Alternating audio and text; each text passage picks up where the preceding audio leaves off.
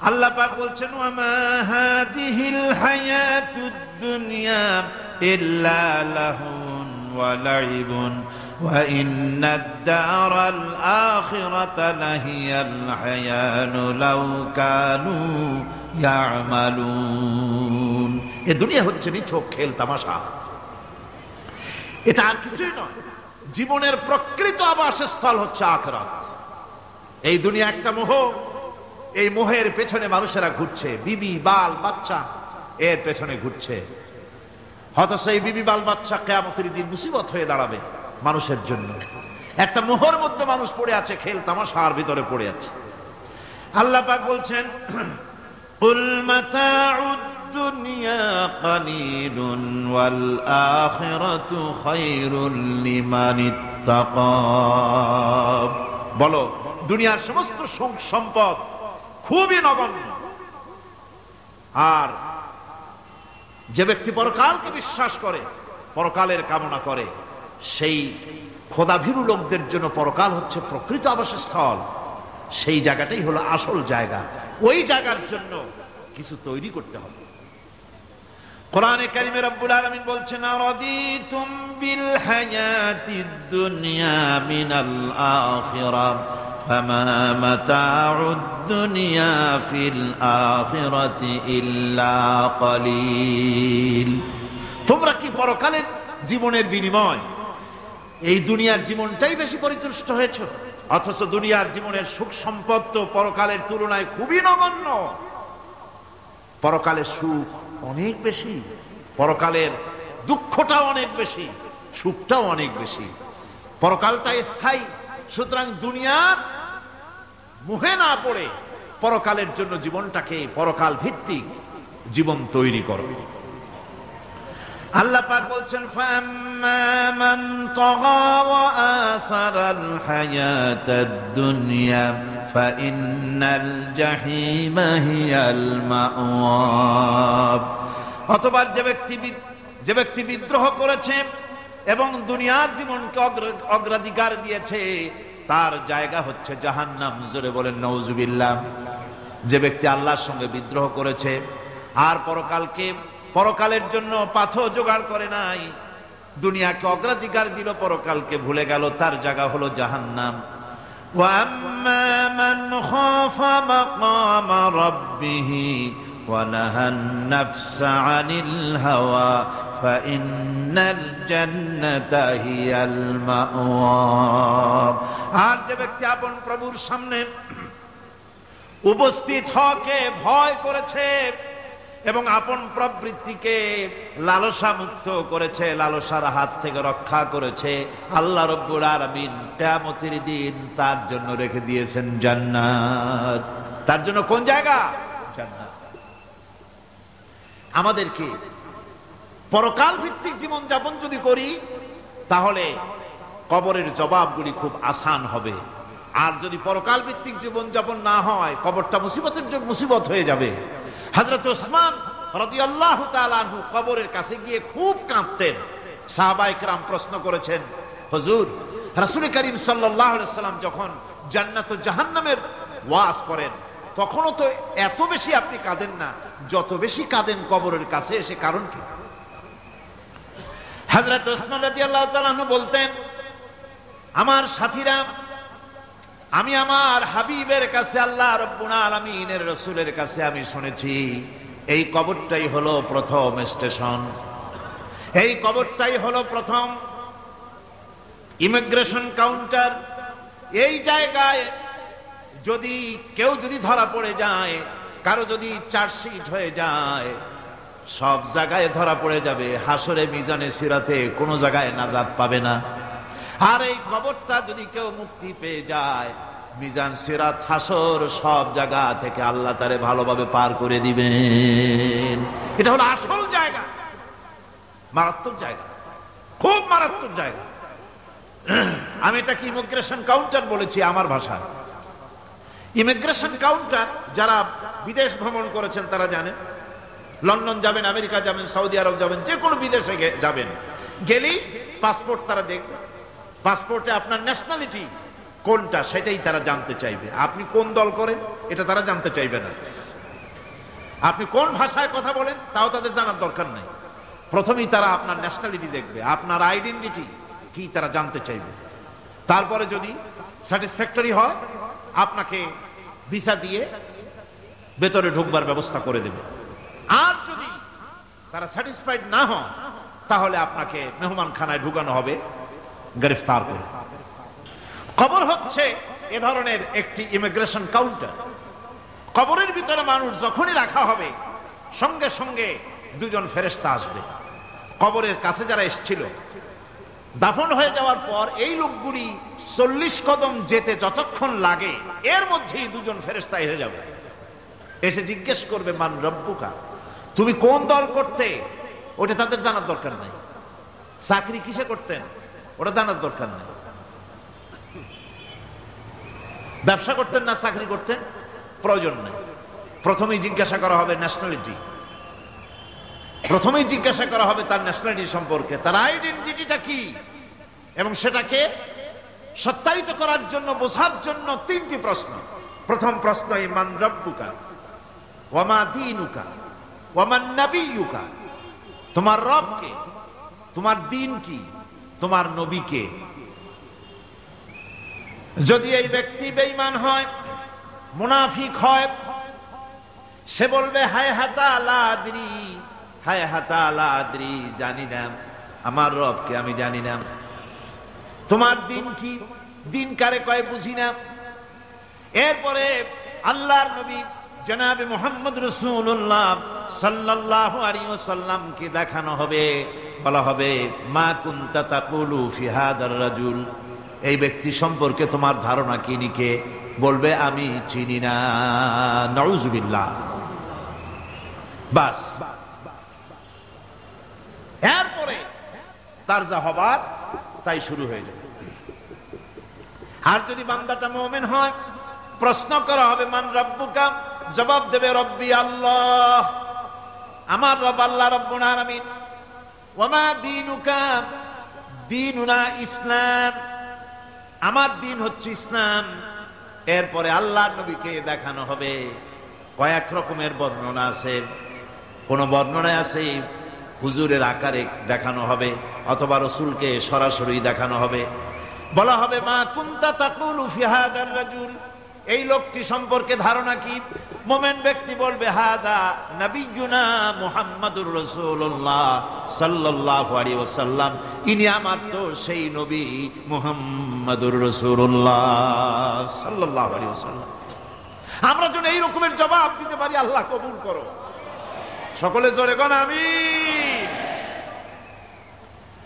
জবাব হয়ে যাওয়ার পর গায়ব থেকে আওয়াজ আসবে ফাফরিশু বিল জান্নাতি ওয়ালবিসু বিল জান্নাহ, ও আমার ফেরেশতারা আমার এই বান্দাকে জান্নাতের পোশাক পরায়া দাও আর কবরটাকে জান্নাতের বিছানা বিছায়া দাও।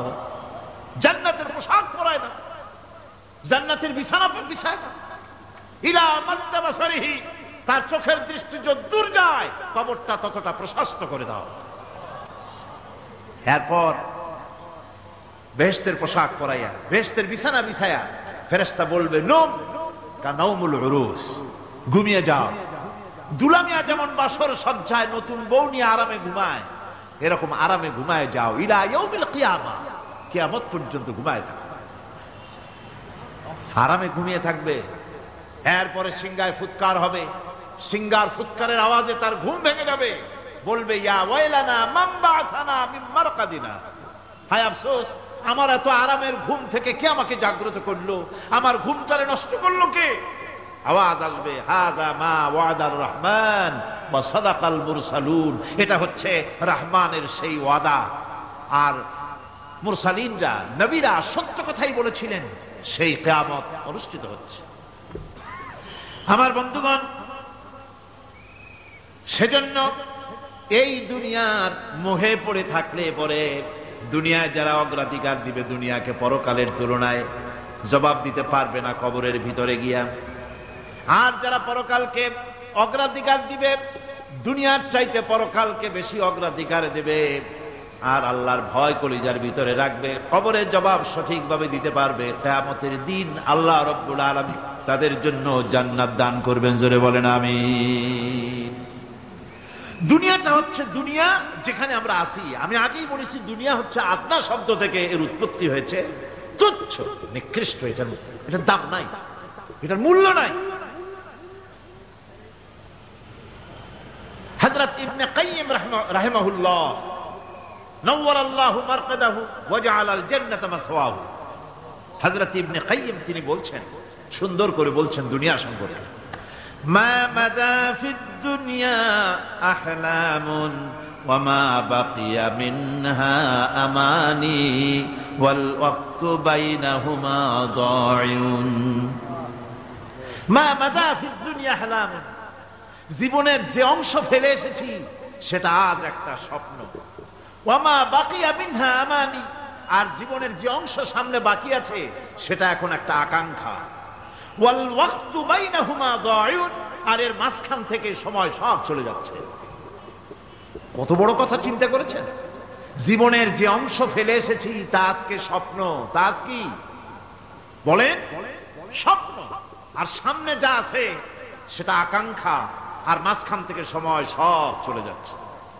এরপরে তিনি বলছেন, وَمَنْ يَسْعَ بِالدُّنْيَا يَكُنْ مِثْلَ قَابِضٍ عَلَى الْمَاءِ خَانَتْهُ فُرُوجُ الْأَصَابِعِ। দুনিয়াদারের অবস্থা হচ্ছে এই, কেউ যদি দুই হাতে পানি খামসায় ধরে, দুই হাতে কি ধরছে বলেন? দুই হাতে পানি খামসায় ধরেছে, খুব মজবুত করে ধরেছে, 2 মুঠ পানি। বলেন থাকবে কতটুকু? কতটুকু থাকবে? 1 ফোঁটাও থাকবে না, কারণ তার আঙ্গুলের ফাঁক তার সাথে খেয়ানত করবে, আঙ্গুলের ফাঁক দিয়া পানিগুলি সব বেরিয়ে চলে যাবে। সুতরাং দুনিয়া যারা চায় তারা ঠিক পানি খামসায় ধরলে পানি যেমন হাতের ভেতর থেকে খেয়ানত করে চলে যায়, যারা দুনিয়া চায় দুনিয়াও তাদেরকে এভাবে ফাঁকি দিয়ে চলে যায়। তবুও দুনিয়ার মায়া মানুষের এত বেশি। আল্লাহর নবী বলেন, লাউ কানা লি ইবনি আদামা ওয়াদিন মিন যাহাবিন লাহাব্বা ইয়াকুনা লাহু থানিন। এই পৃথিবীতে যদি কাউকে একটা মাঠ ভরে যদি সোনা দেওয়া যায়, লোকটা বলবে রব্বুল আলামিন, আমি যদি আরেকটা মাঠ এরকম সোনা ভরা পেতাম। দ্বিতীয় আরেকটা মাঠ দেওয়া হলে আবার বলবে যদি তৃতীয় আরেকটা মাঠ সোনা ভরে যদি পেতাম। নবীজি বলেন, ওয়ালা ইয়ামলাউ জাওফু ইবনু আদামা ইল্লা তুরাব।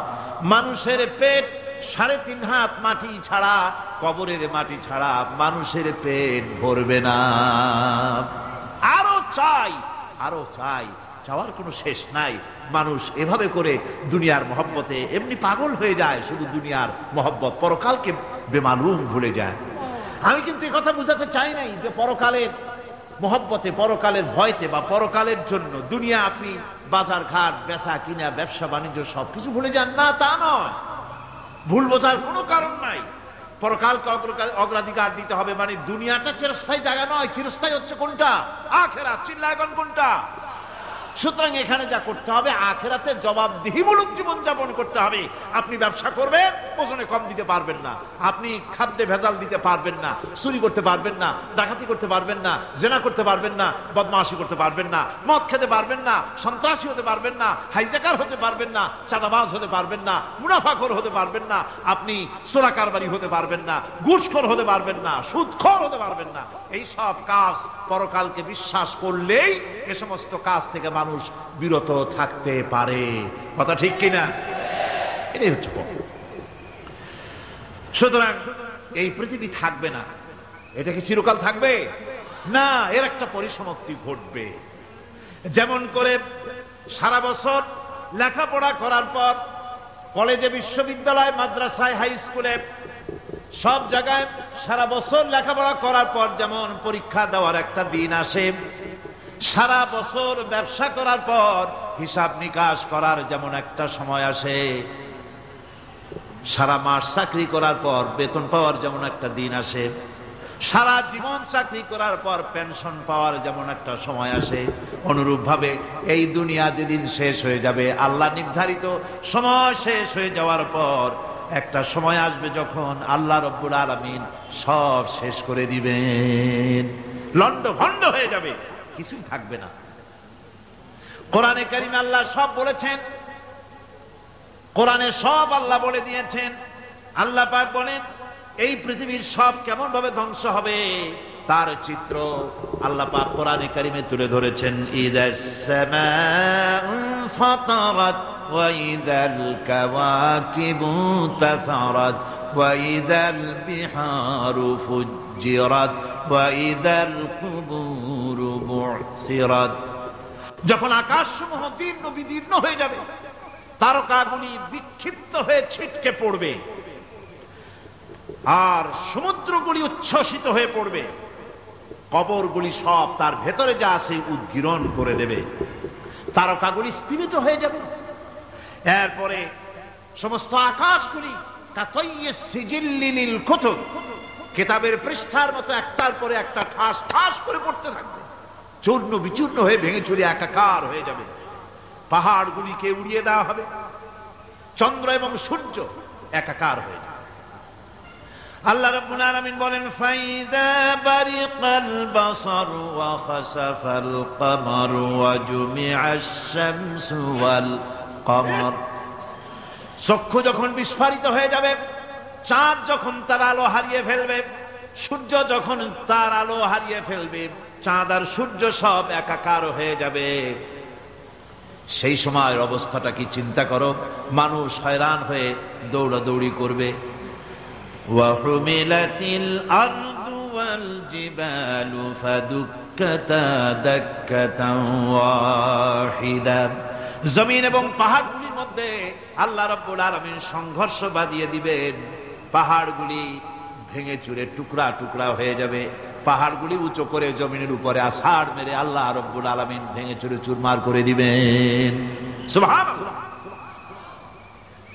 ওয়া তাকুনুল জিবালু কালইনিল মানফুশ। পাহাড়গুলো পেঁজা ধোনা তুলার মতো করে উড়িয়ে দেওয়া হবে, পাহাড় উড়ে যাবে। সুবহানাল্লাহ। পাহাড় পাথরের তৈরি করা পাহাড়, এই পাহাড়গুলি তুলার মতো হয়ে উড়বে কিভাবে? আমি এই দৃশ্য নিজের চোখে কিছুটা হলেও দেখছি। আজ থেকে 10 দিন আগে আমি ইতালি সফর করে এসেছি। ইতালির রাজধানী রোম। রোম প্রাচীন সভ্যতার লালন ভূমি। কোরআনে কারিমে সূরা রোম রয়েছে, এই রোম সেই রোম। এখানের বাদশার কাছে রাসূল করিম সাল্লাল্লাহু আলাইহি ওয়াসাল্লাম হেরাক্লিয়াসের কাছে চিঠি পাঠিয়েছিলেন, সেই রোম।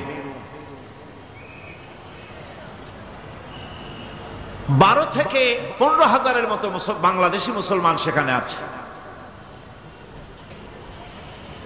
জুমার দিন, যেদিন আমি গেলাম তার পরের দিনই জুমা ছিল। জুমার নামাজ পড়লাম ভ্যাটিকানের কাছেই বিশাল মসজিদ, ইউরোপের ভিতরে সবচেয়ে বড় মসজিদ এটা। রোম ইসলামের দুশমনদের রাজধানী। সেইখানে যখন আযান হচ্ছে আশহাদু আন্না মুহাম্মাদার রাসূলুল্লাহ, আমার অনুভূতির কথা আপনাদেরকে বোঝাতে পারবো না, কি অনুভূতির সৃষ্টি হয়েছে আমার ভেতরে। ভ্যাটিকানের পোপ এক পাশে, কিছু দূরেই ভ্যাটিকান, ওটা হচ্ছে গোটা পৃথিবীর সমস্ত খ্রিস্টানদের কাবা, ভ্যাটিকান। তার পাশেই বিশাল মসজিদ, সেখানে নামাজ পড়লাম। চিন্তার ভেতরে আসলো আল্লাহ রাব্বুল আলামিন তার হাবিবের নাম, তার তাওহীদ, তার রিসালাতকে কিভাবে বিশ্বময় ছড়িয়ে দিলেন। আবু জাহেল চাইছিল মুহাম্মদ সাল্লাল্লাহু আলাইহি ওয়াসাল্লামকে স্তব্ধ করে দেবে মক্কার জীবনেই। কত বদনাম, সাহের, কাহেন, কাজ্জাব, শায়ের, নাউযুবিল্লাহি মিন যালিক, কত গালাগালি করলো। আর আল্লাহ শোনালেন, হাবিব চিন্তার কোনো কারণ নাই, ওয়া রাফা'না লাকা যিকরাক, আমি আপনার প্রশংসা বিশ্বময় ছড়িয়ে দেব। সুবহানাল্লাহ ওয়া বিহামদিহি।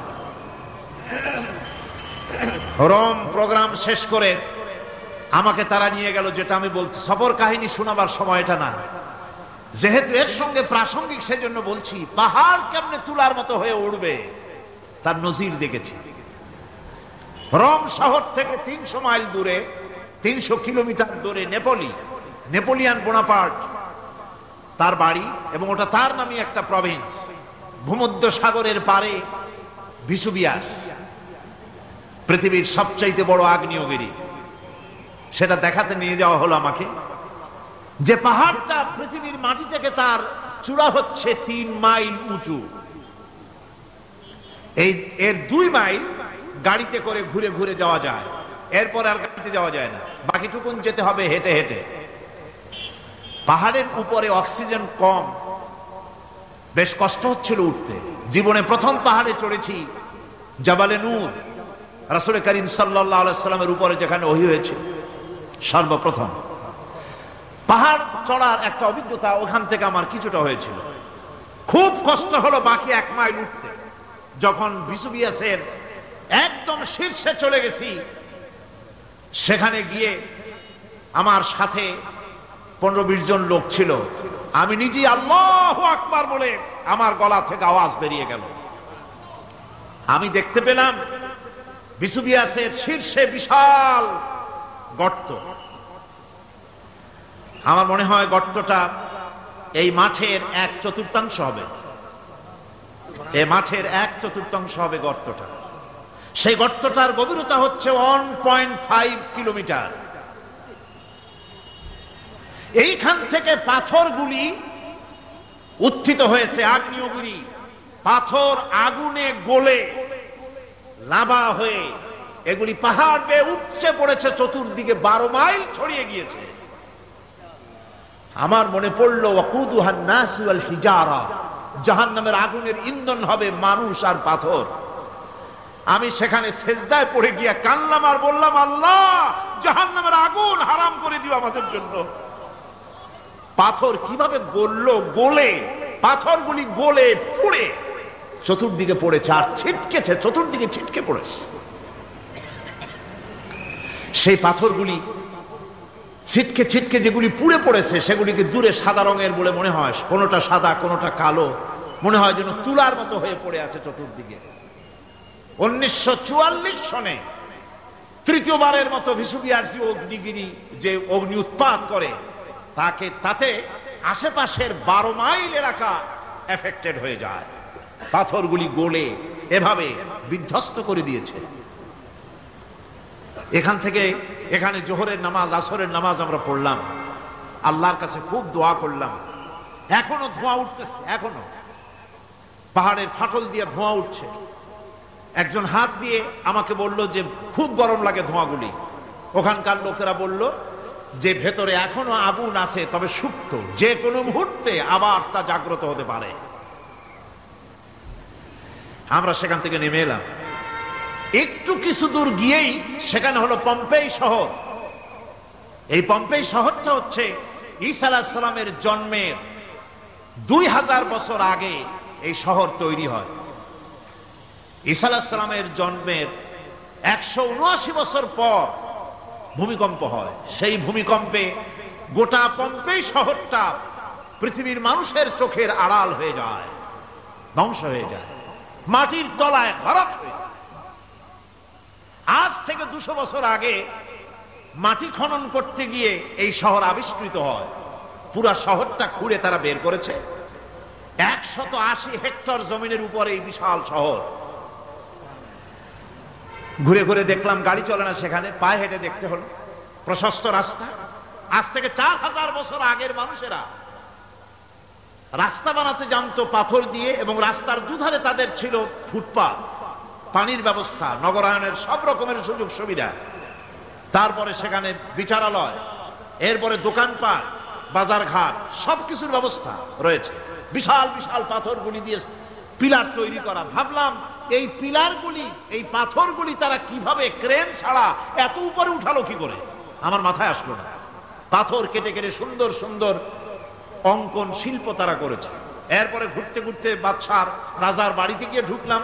সেখানে গিয়ে দেখলাম উলঙ্গ এত মূর্তি পাথরের তৈরি করা, পাথর কেটে কেটে দেওয়ালে যৌন যৌন মিলনের এমন কোন অশ্লীল ছবি নাই যা তারা সেখানে তৈরি করে নাই। উলঙ্গ মূর্তি আর উলঙ্গ যৌন মিলনের অসংখ্য ছবি দিয়ে এই এলাকা ভরা। তখন আমি বুঝলাম আল্লাহর গজব হওয়ার কারণটা কি, এই শহরটা মাটির নিচে হারাম হয়ে যাওয়ার কারণটা কি।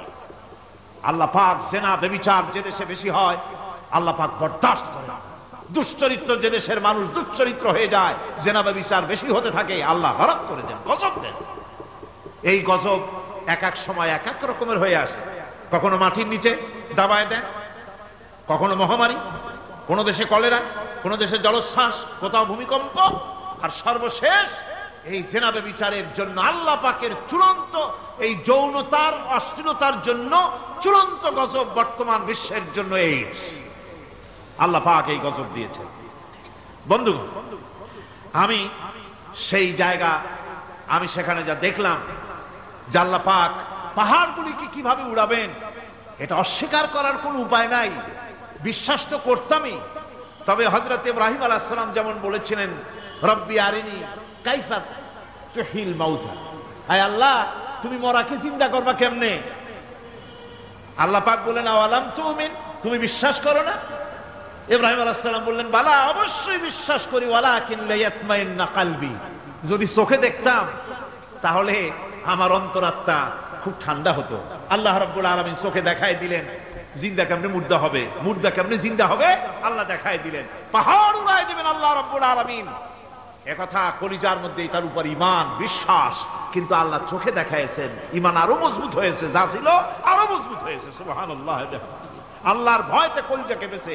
আমি পাহাড়ের উপরে কেঁদেছি, যার যার হয়ে কেঁদেছি। বন্ধুগণ, আল্লাহ সুবহানাহু ওয়া তাআলা এই জন্য বলেছেন, কুল সিরু ফিল আরদ, আমার জমিন ঘোরো, ভালো করে দেখো, কাইফা কানা আকিবাতুল মুকাজ্জিবিন, মহাসত্যকে যারা অস্বীকার করেছে তাদের পরিণতি আমি কি করে দিয়েছি, এগুলি চোখে ভালো করে তাকায় দেখো। আমার বন্ধুগণ, সুতরাং এই পৃথিবীর অবসান হবে, এই পৃথিবী ধ্বংস হবে, এই পৃথিবী চূড়ান্ত ভাবে শেষ হয়ে যাবে। ও হ্যাঁ, আরেকটি কথা বলতে হয়, সেটা হচ্ছে যে এই রোম থেকে আরেকটু দূরে 900 মাইল দূরে হচ্ছে সিসিলি।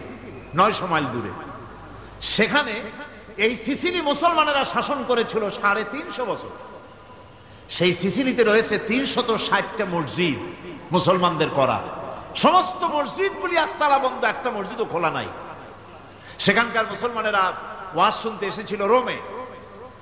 আমি তাদের জন্য পরামর্শ দিয়েছি যে গভর্নমেন্টের কাছে তোমরা দাবি জানাও যে অন্তত একটা মসজিদের দরজা আমাদের জন্য খুলে দাও। রোমের অবস্থানরত প্রবাসী বাংলাদেশি মুসলমানেরা আমাকে বলেছে, তাদের অনেকের বাড়ি চট্টগ্রামেও আছে, আমাকে বলেছে তাদের চোখে পানি আসছে বলার সময় যে চিরঙের তাফসীর মাহফিল যখন আসে কলজাটা কাঁদতে থাকে যাওয়ার জন্য। তো যাওয়া তো সম্ভব না এত দূর থেকে, আমাদের সালাম বলে দিবেন যত লোক আসবে, আর আমাদের জন্য দোয়া করতে বলবেন যেন এই রোমের ভিতরে আমরা ইসলামের আদর্শের ভিত্তিতে আমরা যেন চলতে পারি। আপনারা দোয়া করুন তাদের জন্য। ভাইরা আমার, এই পৃথিবী একদিন পরিসমাপ্তি ঘটবে এবং আল্লাহর দরবারে আমাদেরকে উঠতে হবে এবং সেখানে আমাদের বিচার হবে। সেখানে আমাদের কি হবে? বিচার হবে। আল্লাহ পাক বিচারটাকে নির্ভুল করার জন্য, সঠিক করার জন্য প্রত্যেকের গলায় আমলনামা ঝুলায় রাখছে। এখানে রেকর্ডের ব্যবস্থা করা হয়েছে।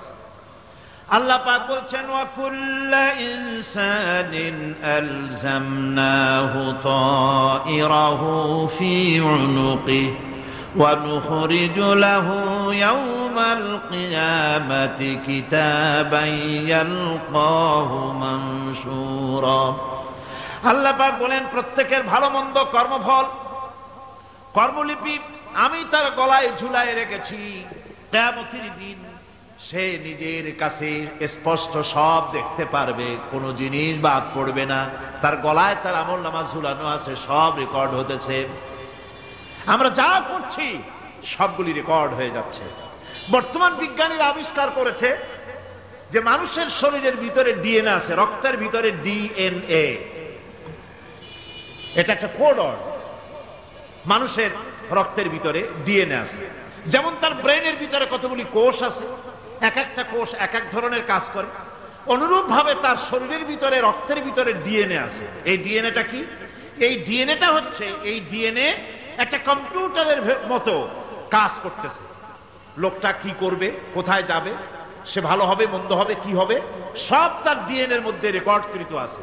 এটা বোঝার জন্য একটা সুন্দর দৃষ্টান্ত দেওয়া যায়। যেমন এই কাগজটাকে আপনারা মনে করুন একটা গাড়ির একটা ব্লুপ্রিন্ট, একটা গাড়ির ব্লুপ্রিন্ট। এখানে লেখা আছে গাড়ি কিভাবে তৈরি হবে। এই কাগজটা নিয়ে ঘরের মধ্যে রেখে দিলেন। এখন এই কাগজটা থেকেই অটোমেটিক গাড়ির উইন্ডো তৈরি হলো, শিল তৈরি হলো, গাড়ির বডি তৈরি হলো, চেসিস তৈরি হলো, টায়ার তৈরি হলো, ইঞ্জিন তৈরি হলো, ব্যাটারি তৈরি হলো, পেট্রোল নিল, আর কোন রকমের ড্রাইভার ছাড়াই গাড়ি চলতে আরম্ভ করলো।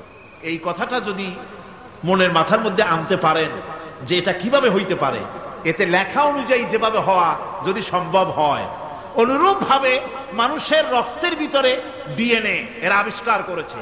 এর ভিতরে মানুষের ভালো মন্দ, কোথায় যাবে কি করবে, সবকিছু এর মধ্যে রয়েছে। কোরআনে কারীমে আল্লাহ রাব্বুল আলামিন, আমি গত বছরও বলছিলাম যে বিজ্ঞানের আবিষ্কার যত বাড়বে, কোরআন বোঝা মানুষের জন্য তত সহজ হবে। কোন সুবহানাল্লাহ। কোরআন বোঝা মানুষের জন্য তত সহজ হবে। সুতরাং মানুষের গলার সাথে আল্লাহ পাক বলছেন যে একটা আমলনামা আমি ঝুলাই দিয়েছি তার গলার সাথে, সে যা করতেছে ওখানে সব লিপিবদ্ধ হচ্ছে, কম্পিউটারাইজড, কম্পিউটারের মতো এগুলি সব গ্রহণ করতেছে। এগুলি কিয়ামতের দিন তার সামনে হাজির করা হবে। কিয়ামতে যখন আমলনামা তার সামনে দিয়ে বলা হবে, ইকরা কিতাবাকা কাফা বিনাফসিকাল ইয়াওমা আলাইকা হাসিবা, তাকে বলা হবে নিজের কর্মলিপি নিজেই পড়ো, আজ তুমি তোমার নিজের হিসাব নিতে যথেষ্ট। বন্ধুগণ, এই মাহফিলে যত লোক আমরা বসে আছি, আমরা আমাদের হিসাব নিতে যথেষ্ট না আরেকজন লাগবে? কোন আমরা যথেষ্ট কিনা? কথা বোঝেন নাই। আমি বলতে চাইছি এটা, আমরা যদি এখন চোখ বুঝে চিন্তা করি যে পিছনের জীবনে কি করেছি, মনে পড়বে নাকি পড়বে না? বলেন সবাই, পড়বে কি পড়বে না? ছোটবেলায় কবে পায়ের নিচে কাঁটা ফুটেছিল, কবে কোথায় আছাড় খেয়েছিলেন, কবে কার বেল তাল আম কাঁচা আম চুরি করে খেতে গিয়ে কিল খেয়েছিলেন, তাড়া খেয়েছিলেন, তাকে এখন মনে নাই? আছে। তাহলে কিল, ওই তাল বেল চুরি করতে গিয়ে যে কিলটা খাইছিলেন সেটাও মনে আছে, ভালো মন্দ সব মনে আছে। তাহলে কোন হোটেলের রুমে কি করছিলেন, কোন স্কুলে কোন কলেজে কি করছিলেন, তারপরে জীবনে ছোট বড় ঘটনাগুলি চোখ বুঝতে মনে পড়বে না? এবার হিসাব করেন, মনে যদি পড়ে এবার হিসাব করেন আপনি জান্নাতি না জাহান্নামী। আপনি আপনার নিজের হিসাব নেওয়ার জন্য যথেষ্ট। তাকে হিসাব করতে বলা হবে, তোমার হিসাব, তোমার নিজের হিসাব নেওয়ার জন্য তুমি যথেষ্ট, তোমার হিসাব তুমি নিজেই করো, এটা পড়ো। আর সেই কিয়ামতের দিন কোনো সাহায্যকারী মিলবে না। লান তানফাকুম আরহামুকুম ওয়ালা আওলাদুকুম ইয়াউমাল কিয়ামাহ। লান তানফাকুম, কিয়ামতের দিন কোনো ফায়দা হবে না, অবশ্যই কোনো ফায়দা হবে না, কোনো উপকারে আসবে না। কিয়ামতের দিন তোমার সন্তান, তোমার স্ত্রী, তোমার মাল, তোমার সম্পদ কোন উপকারে আসবে না। কিয়ামতের ময়দানে সেদিন সব তোমার সাথে বিচ্ছেদ করবে, সব পালায় যাবে। সেখানে উৎকোষেরও কোনো কারবার নাই যে ঘুষ টুস দিয়া, ফেরেশতাদের কোন রকম বুঝবাজ দিয়া, আলাদা কোনো চোরাগলি পথ দিয়া একেবারে ফুট করে ভেসতে চলে যাবেন, এমন কোনো সুযোগ নাই। অনেকে বলে, হুজুর এমন কিছু দোয়া শিখায় দেন যাতে ওই সব জেহাদ বোমা এগুলি খুব ভয় পায়, ওসব রাস্তা টাস্তা না, খুব সহজে কিছু দোয়া দুরুদ করিয়া আস্তে করে জান্নাতে চলে যাওয়া যায়, এরকম একটা দোয়া, এরকম একটা পথ বলে দেন। আমি বলি, ভাই এরকমের কোন চোরাগলি আমার রাসূল আবিষ্কার করতে পারেন নাই, আল্লাহর পয়গম্বরের ওই ধরনের কোন পথ আবিষ্কার করতে পারেন নাই। সেখানে কিয়ামতের দিন কাউকে উৎকোষ গ্রহণ করার কেউ নাই, উৎকোষ দেওয়া যাবে না। আর উৎকোষ দিবি না কি? আপনার কাছে কিছু নাইও, থাকলেও নেওয়ার কেউ নাই। এই দুনিয়ায় ফাঁকিবাজি করে বহুত কিছু করা যায়, কিন্তু কিয়ামতের মাঠে এগুলি কিছুই চলবে না। اليوم لا ينفع مال ولا بنون কিয়ামতের দিন ধন সন্তান সন্ততি আর সম্পদ কোনো কাজে লাগবে না। সেদিন শুধু আমল যদি ভালো হয় কাজে লাগবে, আমল খারাপ হবে সব শেষ হয়ে যাবে। আল্লাহ রাব্বুল আলামিন নবীজিকে ডেকে বলেছেন, নবী আপনি বলেন, কুল মা কুনতু বিদআম মিনার রাসূল, আপনি বলুন আমি কোন নতুন রাসূল নই, আমার আগে অনেক নবী রাসূল পৃথিবীতে এসেছেন, তারা বিদায় হয়ে গেছেন। আমি জানি না কিয়ামতের দিন আল্লাহ রাব্বুল আলামিন আমার সাথে কি ব্যবহার করবেন, আর আমি এও জানি না যে কিয়ামতের দিন আল্লাহ পাক তোমাদের সাথে কি ব্যবহার করবেন। এই আয়াত নাযিল হওয়ার পর আল্লাহর হাবিব তার মেয়েকে ডাকলেন, জামাইকে ডাকলেন, নাতিদেরকে ডাকলেন, আহলে বাইতদেরকে ডাকলেন, আর বললেন, ও আমার মেয়ে কলিজার টুকরা ফাতেমা গো শোনো, কেবলমাত্র আয়াত নাযিল হয়ে গেল, আল্লাহ পাক আমাকে শোনাচ্ছেন কিয়ামতের দিন আমি জানি না আমার সঙ্গে কি ব্যবহার করা হবে, আর এও জানি না যে তোমাদের সাথে কি ব্যবহার করা হবে। ও আমার কলিজার টুকরা মেয়ে ফাতেমা, কিয়ামতের দিন মুহাম্মদ সাল্লাল্লাহু আলাইহি সাল্লামের মেয়ে এই হিসাবে তোমার নাজাতের ফয়সালা হবে না। ও আমার কলিজার টুকরা নাতি হাসান আর হোসেন, কিয়ামতের দিন মুহাম্মদ সাল্লাল্লাহু আলাইহি সাল্লামের নাতি হিসাবে ফয়সালা হবে না। ও আমার জামাই হযরতে আলী, কিয়ামতের দিন আমার জামাই হিসাবে নাজাতের ফয়সালা হবে না। আমল যদি ভালো হয় ফয়সালা ভালো হবে, জান্নাতে চলে যাবে। আমল যদি খারাপ হয় কার নাতি কার জামাই দেখা হবে না। সুবহানাল্লাহ। কঠিন কিয়ামতের মাঠ, এই পরকালের বিশ্বাস যদি কলজার মধ্যে ঢোকে মানুষ ভালো হয়ে যাবে। কোন সুবহানাল্লাহ। আপনাদের দৃষ্টিতে পারবে, কথার জবাব যে দিলেন না। পুলিশে কি মানুষের চরিত্র ভালো বানাইতে পারবে? পুলিশের চরিত্র ভালো বানাবে কেডা? সেটাই তো কথা। মানুষের চরিত্র যাতে ভালো থাকে, মানুষের জন্য খারাপ কাম না করে সেজন্য পুলিশ যাতে খারাপ কাম না করে সেজন্য আরো একটা ডিপার্টমেন্ট আছে না, তারা যাতে খারাপ কাজ না করে সেজন্য আর একটা আছে। এন্টি করাপশনের আবার এন্টি করাপশন আছে, তার উপর আবার এন্টি করাপশন আছে। এন্টিটার অভাব নেই। সুতরাং পুলিশ দিয়া, বিডিআর দিয়া, আর্মি দিয়া মানুষের, দেশের, জাতির চরিত্র ভালো বানানো যায় না। রাসূলুল্লাহ এ দিয়ে বানান না, এটা ইসলামের নিয়ম নয়। পুলিশ দিয়া, আর্মি দিয়া দেশের মানুষের চরিত্র ভালো বানানো যায় না। চরিত্র ভালো বানানো যায় কেবলমাত্র পরকালের ভয় দিয়া। কিসের ভয় দিয়া? ওই যে মক্কার জীবনে ওই সমস্ত মানুষগুলি যারা চুরি করত, ডাকাতি করত, জেনা করত, বদমাশি করত, যারা শয়তানি করত, যারা মানুষকে খুন করত, এই মানুষগুলি এত ভালো হয়ে গেল, যারা চুরি ছেড়ে দিল, ডাকাতি ছেড়ে দিল, জেনা ব্যভিচার ছেড়ে দিল, এত ভালো হয়ে গেল, পৃথিবীর মধ্যে সেরা মানুষ তারা হয়ে গেলেন। জোরে বলেন সুবহানাল্লাহ। নবীর সাহাবীরা পৃথিবীর শ্রেষ্ঠ সন্তান, নবীর সাহাবীরা পৃথিবীর সেরা মানুষ, তাদের চাইতে সেরা মানুষ নবীদের পরে আর কেউ হতে পারে না। জোরে কোন সুবহানাল্লাহ। নবীর পরে পৃথিবীতে শ্রেষ্ঠ মানুষ কারা? সাহাবায়ে কেরাম রিদওয়ানুল্লাহ তাআলা আলাইহিম আজমাইন। ওনারা তো কুফরের মধ্যে ছিলেন, শিরকের মধ্যে ছিলেন, চুরি, ডাকাতি, জেনা, ব্যভিচার এমন কোনো পাপ নাই যা করা হয়নি। তারপরে যখন আল্লাহর নবীর কাছ থেকে তাওহীদ, রিসালাত ও আখিরাতের দাওয়াত পেলেন, কি সোনার মানুষ এক একজন হয়ে গেলেন। সুবহানাল্লাহ। যারা ছিলেন নারীর সতীত্বের জম, তারা হয়ে গেলেন নারীর সতীত্বের পাহারাদার। যারা মানুষের মাল চুরি করত, ডাকাতি করত, তারা রাতভর মানুষের মালের পাহারা দিল, মানুষের রক্তের পাহারা দিল। সুবহানাল্লাহ বিহামদি। রক্ত সম্পদের পাহারা দিল। রাসূল বললেন, খায়রুল কুরুনে কারনি, সর্বশ্রেষ্ঠ যুগ তো আমার যুগ। বন্ধুগণ, এরপরে একটা জীবন আসবে ওই কিয়ামতের ময়দানে। এই পরকালের বিশ্বাসটা গুরুত্বপূর্ণ ব্যাপার, আমাদের সব কিছুর হিসাব দেওয়া লাগবে। আল্লাহ পাক বলেন, ইন্নাস সামআ ওয়াল বাসারা ওয়াল ফুআদা কুল্লু উলাইকা আনহু মাসউলা।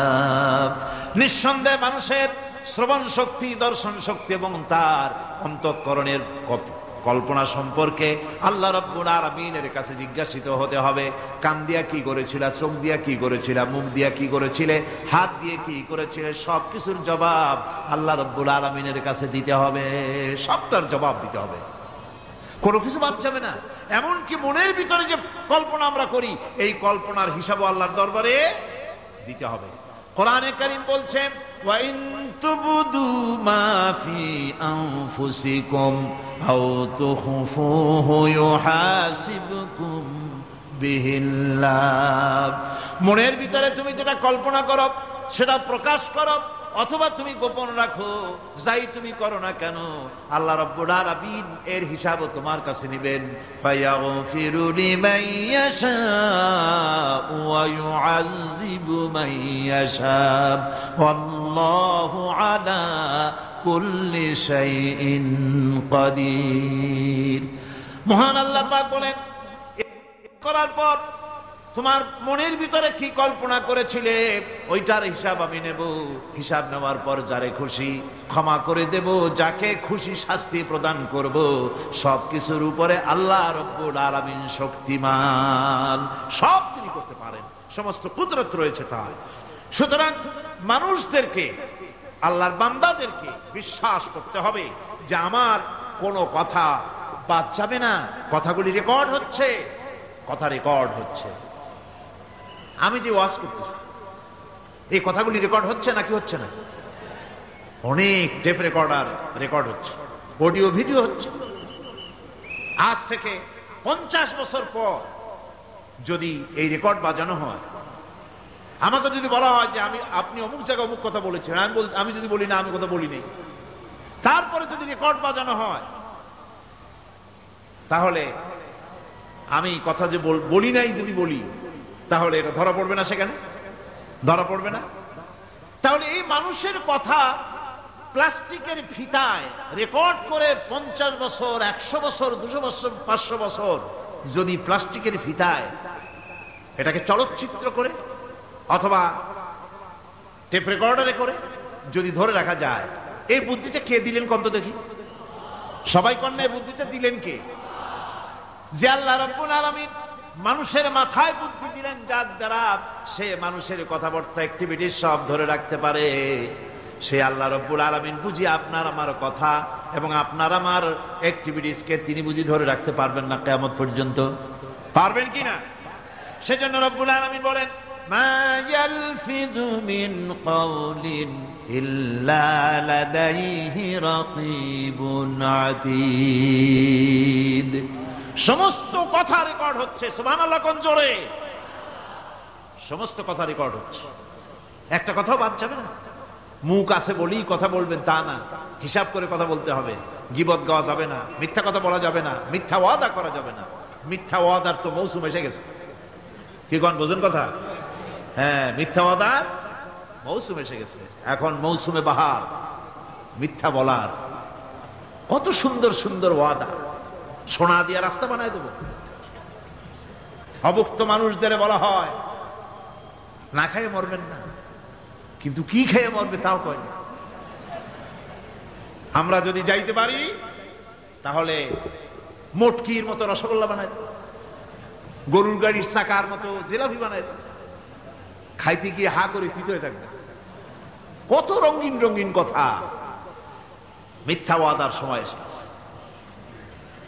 ভাইরা আমার,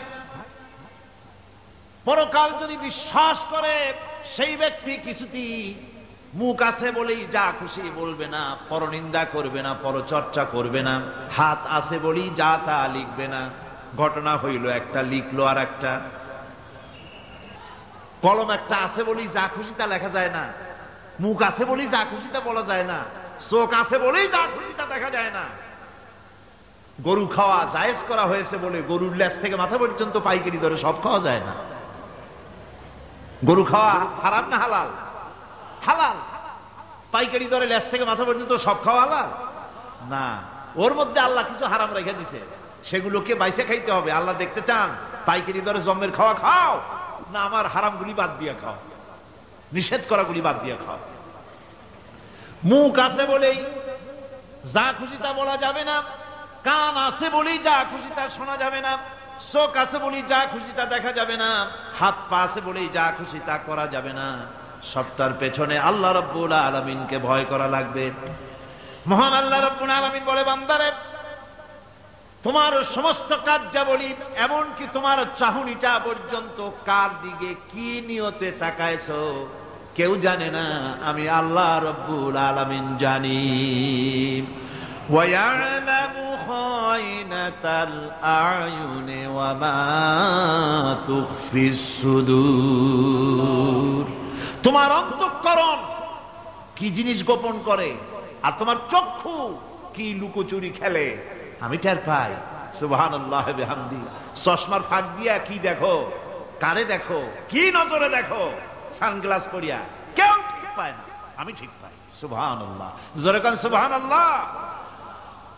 সুতরাং চোখের নজরের হিসাব হবে, হাতের কাজের হিসাব হবে, পায়ের চলার হিসাব হবে, আপনার বলার হিসাব হবে, মুখে যা বলেছেন, যা করেছেন, হাত পাও দিয়ে যা করেছেন সবকিছুর হিসাব হবে কিয়ামতের দিন। আল্লাহর দরবারে সবকিছু উপস্থিত হবে, কোন জিনিস বাদ পড়বে না। ফামান ইয়ামাল মিসকালা যাররাতিন খায়রান ইয়ারা ওয়া মান ইয়ামাল মিসকালা যাররাতিন শাররান ইয়ারা। ছোট্ট একটা ভালো কাজ যদি করো তাও হাজির করা হবে সামান্যতম ভালো কাজও তোমার বাদ পড়বে না। আর ক্ষুদ্রতম কোনো খারাপ কাজ করলে তাও উপস্থিত করা হবে, সব তোমার সামনে, কোনো জিনিস বাদ পড়বে না, সব দেখতে পাবে কিয়ামতের দিন। ভালো কাজটাও আর খারাপ কাজটাও আল্লাহর কাছে সেদিন আল্লাহ পাক মানুষের সামনে উপস্থিত করে দিবেন। আল্লাহ পাক বলছেন, সেদিন এই জমিন তার ভিতরে যা লুক্কায়িত ছিল জমিন সব বের করে দেবে। কান্নাহুম জারাদুন মুনতাশির। টিড্ডি ফড়িংগুলি পোকাগুলি মাটির থেকে যেমন বেরোয়, এ মাটির ভিতরে যা আছে কিয়ামতের দিন সব মাটি বের করে দেবে।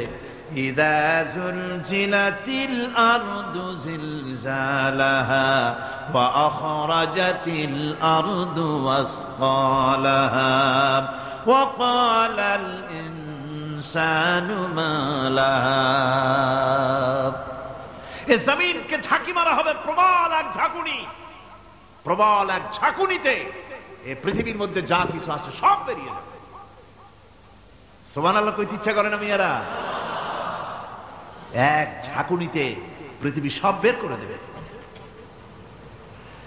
মানুষ হয়রান হয়ে বলবে, কি হয়েছে, এ মাটির হলোটা কি? আমার বন্ধুগণ, মানুষ হয়রান হয়ে গিয়ে বলবে, মাটির কি হলো? আল্লাহ রাব্বুল আলামিন বলেন, ইয়াউমাইযিন তুহাদ্দিসু আখবারাহা বিআন্না রাব্বাকা আওহালাহা। জমিনের উপরে যা ঘটেছে জমিন তা সব বের করে দেবে, সব প্রকাশ করে দেবে। আর এটা এই জন্য হবে যেহেতু তার রবের হুকুম হয়েছে, তার রব হুকুম করেছে বের করে দে। জমিনের ভিতরে আছে যা সব বেরিয়ে যাবে, আকাশ ভেঙে পড়বে, পাহাড় উড়ে যাবে, জমিনের ভিতরে যা আছে সব উপরে চলে আসবে। পৃথিবীতে সব শেষ, কিচ্ছু নাই, আকাশ নাই, পাহাড় নাই, সমুদ্র নাই, সব একাকার, চন্দ্র নাই, সূর্য নাই, তারকা নাই, গ্যালাক্সি নাই, মহাশূন্য নাই, সব শেষ। আল্লাহ রাব্বুল আলামিন সমস্ত ফেরেশতাদেরকে শেষ করে দিবেন, সকলের মওত হয়ে যাবে, কেউ আর থাকবে না। এমনকি হযরতে আজরাইল মালাকুল মউত তিনিও থাকবেন না, সব আল্লাহ রাব্বুল আলামিন মৃত্যু করে দিবেন। এরপরে আল্লাহ রাব্বুল আলামিন একা তিনি বলবেন, ইয়া দুনিয়া, ইয়া দুনিয়া আইনা আনহারুকি। এ পৃথিবী, তোর সেই সমুদ্রগুলি কোথায়, নদীগুলি কোথায়? ইয়া দুনিয়া আইনা আশজারুকি। হে দুনিয়া, তোমার গাছগুলি কোথায়? এত বন বনানি, এত গাছ ছিল। ইয়া দুনিয়া আইনা জিবালুকি। হে পৃথিবী, তোর জমিনে যত পাহাড় ছিল, পাহাড়গুলি কই? যত স্বৈরাচার ছিল জমিনের উপরে, যারা স্বৈরাচারী মনোবৃত্তি নিয়ে মানুষ ধ্বংস করেছে, দেশ ধ্বংস করেছে, মায়ের বুক খালি করেছে, ওই স্বৈরাচারগুলি কই? কোনো জবাব নাই। আল্লাহ পাকের পরে বলবেন লিমানিল মুলকুল ইয়াউম, কার রাজত্ব আজকে? রাজত্বটা কার? আল্লাহ তিনবার আওয়াজ দিবে, আজকে রাজত্ব কার? আল্লাহ পাক যখন তিনবার করে ডাক দিবেন, কোনো জবাব নাই, কোনো জবাব নাই। কে জবাব দেবে? আল্লাহ রাব্বুল আলামিনের সামনে কার ক্ষমতা আছে কথা বলার? কেউ তো নাই, সব শেষ। আল্লাহ পাক বলবেন লিল্লাহিল ওয়াহিদুল কাহ্হার, একমাত্র পরাক্রমশালী আল্লাহ রাব্বুল আলামিনের রাজত্ব আজ। সেই হাসরের মাঠে আমাদের সকলকে উপস্থিত হয়ে যেতে হবে। কেউ আমরা এখান থেকে বাঁচতে পারবো না, সবাইকে উঠতে হবে। অপরাধীরা সেখানে অসহায় হয়ে যাবে, অপরাধীরা অসহায় হয়ে যাবে। আল্লাহ পাক বলেন فَإِذَا جَاءَتِ الصَّاخَّةُ يَوْمَ يَفِرُّ الْمَرْءُ مِنْ أَخِيهِ وَأُمِّهِ وَأَبِيهِ وَصَاحِبَتِهِ وَبَنِيهِ। অবশেষে যখন কান ফাটানো আওয়াজ আসবে, এই আওয়াজ সেদিন মানুষ নিজের মা বাপ ভাই বোন সব থেকে বিচ্ছিন্ন হয়ে যাবে, সব একের থেকে আরেকজন পালায় যাবে, হারায় যাবে, কেউ কাউকে আর খুঁজে পাবে না। সেদিন ওই কিয়ামতের মাঠে বিভীষিকাময় দৃশ্য, মানুষ হয়রান হয়ে যাবে। মাথার এক হাত অথবা অর্ধ মাইল অথবা এক বিগত এতটুকুন উপরে ওই প্রকাণ্ড সূর্যটার তাপ আসবে, গুনাহগারের মাথার চান্দি ফেটে গিয়া মগজগুলি গলে গলে নাক কান দিয়ে বের পড়তে লাগবে, জিহ্বাটা কুকুরের মতো ঝুলে নাভিস্থল পর্যন্ত পড়ে যাবে, মাটিটা সূর্যের উত্তাপে তামার মতো গরম হয়ে যাবে, সারা হাসর জুড়ে আওয়াজ হবে পানি পানি পানি। মানুষেরা হয়রান হয়ে যাবে সে হাসরের ময়দানে। এই চরম কষ্টের ভিতরে আল্লাহ রাব্বুল আলামিন বলেন সেদিন দুটো ভাগ হয়ে যাবে, একদল মানুষের চেহারা আলোয় ঝলমল হয়ে যাবে, আর একদল মানুষের চেহারাগুলি কালো হয়ে যাবে। উজুহু ইয়াওমাইযিন মুসফিরাতুন দাহিকাতুন মুস্তাবশিরা ওয়া উজুহু ইয়াওমাইযিন আলাইহা গাবারা। আল্লাহ পাক বলেন এক শ্রেণীর মানুষের চেহারা হাস্যোজ্জ্বল ঝলমলে হয়ে যাবে, আর এক শ্রেণীর মানুষের চেহারাগুলি কালো হয়ে যাবে। তারহাকুহা কাতারা উলাইকা হুমুল কাফারাতুল ফাজারা। হাস্যোজ্জ্বল স্বচ্ছন্দপূর্ণ সুন্দর উজ্জ্বল ঝলমলে চেহারা হবে ঈমান আনার কারণে, পরকালকে বিশ্বাস করার কারণে, আল্লাহ এবং রাসূলের কথা অনুযায়ী জীবন যাপনের কারণে চেহারাটা উজ্জ্বল হয়ে যাবে। আর আল্লাহর নাফরমানি, রাসূলের নাফরমানি, পরকালকে অস্বীকার করার কারণে কাফেরগুলির চেহারা, মুনাফিকগুলির চেহারা কালো হয়ে যাবে। তাদেরকে আলাদা করে দেওয়া হবে। আমতাজুল ইয়াওমা আইয়ুহাল মুজরিমুন, মুজরিমদেরকে আলাদা করে দেওয়া হবে, দুইটা ভাগ হয়ে যাবে। এই চরম অবস্থা সৃষ্টি হবে কিয়ামতের ময়দানে। সেদিন রাসূল করিম সাল্লাল্লাহু আলাইহি ওয়াসাল্লাম উম্মতের জন্য সুপারিশ করবেন। সেই সুপারিশ যেন আমাদের করতে পারেন সেজন্য আমাদেরকে তৈরি করতে হবে, সে ধরনের যোগ্য আমাদেরকে বানাতে হবে। বন্ধুগণ, এই পরকালীন জীবন এর সম্ভাবনা এটা যে হবে এবং সেই পরকালে আমাদের সকলকে যে উঠতে হবে, কিয়ামতে আল্লাহর কাছে জীবনের সব কিছুর জবাবদিহি করতে হবে, এই ভীতি সৃষ্টি করতে চায় আল্লাহ পাক মানুষের ভেতরে। আল্লাহ পাকের চাইতে মানুষের কল্যাণকামী আর কেউ আছে? চিল্লায় কোন আল্লাহর চাইতে, বিশ্ববাসীর সৃষ্টি জগতের কল্যাণকামী আল্লাহর চাইতে, রাসূলের চাইতে বেশি কেউ কি আছে? সে আল্লাহ পাক সব বলে দিলেন, ওপেন সিক্রেট করে দিলেন, সব গোপন ফাঁস করে দিলেন। কেমনে বিচার হবে, কেমনে কিয়ামত অনুষ্ঠিত হবে, কেমনে কি হবে, সব খুলে খুলে আল্লাহ পাক বলে দিলেন আমাদেরকে ভালো হওয়ার জন্য। কোরআনে কারীম বলছে লাইসাল বিররা আন তুওয়াল্লু বুজুহাকুম কিবালাল মাশরিকি ওয়াল মাগরিব।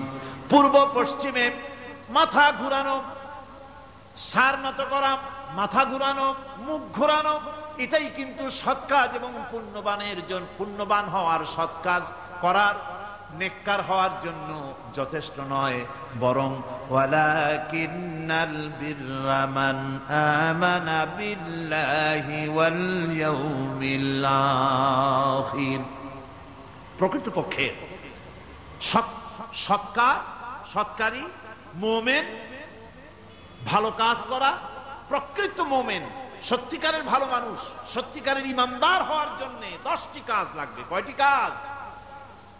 10টি কাজ লাগবে। সেই 10টি কাজের একটি কাজ গত বছর আপনাদের খেদমতে আরজ করা হয়েছে, 2টি বলা হয়েছে, বাকি আজকে বললাম আর একটা, হয়ে গেল 3টা। বাকি আছে কয়টা? 7টা। বাকি আছে আরো 7টা। পরকাল ভিত্তিক জীবনযাপন যদি করতে পারি তাহলে আমরা হব দুনিয়ার শ্রেষ্ঠ মানুষ। কোন আলহামদুলিল্লাহ। আমার দেশ, আমার জাতি, আমার school, college, university, secretariat, cantonment, রান্নাঘর থেকে শুরু করে বঙ্গভবন, দেশের সর্বত্র মানুষের ভেতরে যদি পরকালের জবাবদেহিমূলক জীবনযাত্রার অনুভূতি সৃষ্টি করে দেওয়া যায়, কিয়ামত আছে আর জবাব দিতে হবে আল্লাহর দরবারে। এই পরকালকে এভাবে বিশ্বাস করতে পারলে, ওইভাবে জীবন করতে পারলে দেশ সুখী হবে, সমৃদ্ধশালী হবে, বিপদ দূরীভূত হবে, অন্ধকারের আমানিশা দূর হয়ে গিয়ে পৃথিবীতে আবার সুন্দর সূর্য উদিত হবে। ইসলামের নতুন বার্তা নিয়ে পৃথিবীতে শান্তি আসবে, সুখ আসবে, সমৃদ্ধি আসবে, স্বাধীনতা টিকবে, সার্বভৌমত্ব টিকবে, দেশ এক সুখী সমৃদ্ধশালী সুন্দর দেশে পরিণত হবে। বাংলাদেশ হবে পৃথিবীর একটা আদর্শ দেশে পরিণত হয়ে যাবে যদি এই কথাগুলি আমরা বিশ্বাস করি আর আমল করে চলতে পারি। আল্লাহ পাক যেন সে তৌফিক আমাদের দেন। সকলে বলি আমিন। সকলে কন আমিন। মুনাজাত হবে, দাঁড়ানো ভাইরা বসে। মুনাজাত হবে, দাঁড়ানো ভাইরা সকলে বসে। আল্লাহুম্মা ربنا ظلمنا أنفسنا وإن لم تغفر لنا وترحمنا لنكونن من الخاسرين ربنا لا تزغ قلوبنا بعد إذ هديتنا وهب لنا من لدنك رحمة إنك أنت الوهاب। আয় আল্লাহ তাআলা, হাজার হাজার মুসলমান নরনারী দীর্ঘক্ষণ ধরে তোমার কোরআনে কারিমের আলোচনা শুনেছি, দরুদ ও সালাম পড়েছি, জিকির আজগার করেছি। মেহেরবানি করে সওয়াবটুকুন জনাবে মুহাম্মদুর রাসূলুল্লাহ সাল্লাল্লাহু আলাইহি ওয়াসাল্লামের রূহ মুবারকে পৌঁছায় দাও। হে আল্লাহ তাআলা, तमाम পৃথিবীর মাটির নিচে যত মুমিন মুমিনাত শুয়ে আছেন তাদের আরওয়ার পরে সওয়াব পৌঁছায় দাও। রব্বুনা রব্বিন, আমাদের মধ্য থেকে মা বাপ যাদের দুনিয়া থেকে বিদায় হয়ে গেছে, কবরগুলিকে জান্নাতের টুকরা বানায়া দাও। রব্বির হামহুমা কামা রব্বায়ানি সগীরা। সকলে পড়েন রব্বির হামহুমা কামা রব্বায়ানি সগীরা। আয় আল্লাহ তাআলা, আমাদের পীর মুর্শিদ, আমাদের উস্তাদ, আমাদের ভাই বোন, আত্মীয় স্বজন যার যা মারা গেছে সকলকে ক্ষমা করে দাও। গোটা পৃথিবীতে আজকে যত মুসলমান বেঁচে আছেন সমস্ত মুসলমানদের গুনাহ খাতা মাফ করে দাও। সমস্ত মুসলমানদেরকে এক বানায় দাও, নেক বানায় দাও। মুসলমানদের জিন্দেগির গুনাহ খাতা মাফ করে দাও। রব্বানা তাকাব্বাল মিন্না ইন্নাকা আনতাস সামিউল আলিম وتب علينا إنك أنت التواب الرحيم سبحان ربك رب العزة عما يصفون وسلام على المرسلين الحمد لله رب العالمين واجعل آخر كلمتنا عند الموت لا إله إلا الله محمد رسول الله. السلام عليكم ورحمة الله.